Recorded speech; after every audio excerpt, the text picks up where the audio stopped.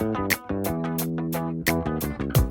again, basketball fans. Welcome to High School Hoops Weekly. I am Rachel George, joined by Tim Hauer. We are out here at Trask Coliseum, final day of the Leon Brogden Holiday Tournament, about to get underway. But we're going to take a look back at last week, the Time Warner Cable Holiday Classic, the Christmas tournament for the girls, and we'll get started with Ashley. Certainly a disappointing tournament for them.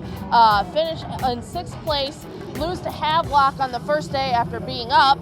Then come in and beat Hoggard on the second day, but lose to Laney by 3 on the third day. And this is not what Coach Adrian Gale wants. She clearly has the most experienced team in the county coming back, but not able to finish out those close games like they should have.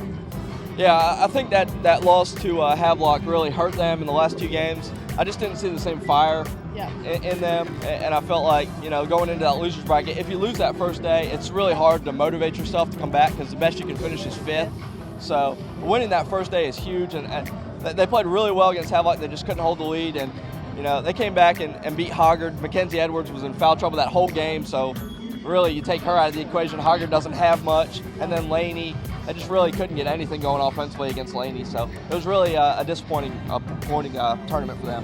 Well, the 4 county teams all lost on the first day, so that puts them all on the bottom half of the standings. Laney finished 5th, Ashley 6th, Hoggard 7th, New Hanover 8th. What else do you have to report from that couple days of basketball? The conference, we've talked about this the last few years, how the parity is. I think this year more than ever, all 4 teams can beat anybody else on any given day. And I feel like the conference champion may have 3 or 4 losses this year just because of the way the conference pans out, and everybody's got a little bit back. Hanover's obviously got Morgan King. Hoggard's got Mackenzie Edwards. Laney's got Cabrina Truesdale and a couple other pieces. Like you said, Ashley's got the most, and if I had to pick a favorite, it would probably be them. But I don't feel like I'm at liberty to pick a favorite right now because of how close all 4 teams are. Yeah, absolutely. Like you just mentioned, Danielle Bongiorno for Hoggard goes out for the year with an ACL tear, and for my money, she would have been the best player in this conference had she played this year, but she will miss her senior year. So you've got to think Morgan King is the best player. Don't know how much she has around her, and really, I think you're right. It comes down to Ashley. If they can start playing with a little bit more maturity for their age, they can be a favorite. But right now, it's a toss-up to see who does it. Well, here at the Brogden, some interesting things have happened. I know you talked to Coach Brett Queen about the loss of Stillman White. What happened? What does that mean for the Vikings? He hurt his knee last week in a tournament out in Myrtle Beach. They were in the championship game, and he injured it early. Brett tried to bring him back late in the game and just really couldn't do anything with it. I know he had an MRI the other day, and I think they were still awaiting the results there, but he's hopeful that he'll be back, come the new year. But without him, they're really struggling.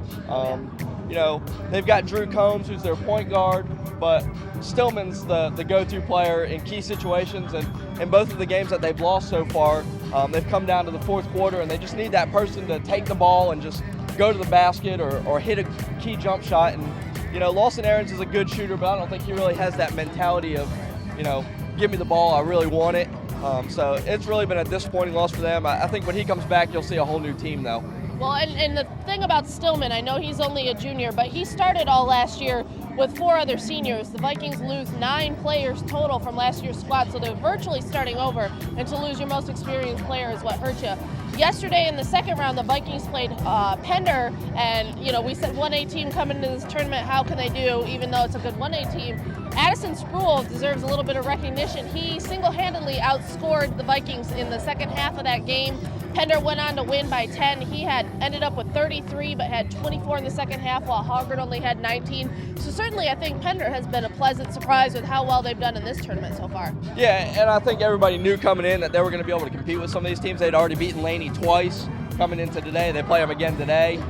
So obviously they can compete with the bigger teams, and with the size that they have at the 1A level, there's not going to be any teams really in the 1A that I think can match that. They've got Keenan Pittman, 6'8", Sproul 6'4". They've got a couple other kids that are over 6 feet tall. So if they put everything together, definitely another run towards the East Finals and maybe even further for them. Yeah. We said it at the beginning of the year, if they can get a suitable guard who can score, they'll be all set, so we'll see. Well, the final round is about to get underway today. Hoggard in the 7th place game versus Annapolis Area Christian School. In the 5th place game, we have Laney and Pender. In 3rd place, Ashley New Hanover. And in the championship, we have North Mac and Westover. So we will be back next week, obviously, with highlights of how everything finishes up here. But for this week, for Tim Hauer and myself, Rachel George, this has been High School Hoops Weekly on StarNewsOnline.com.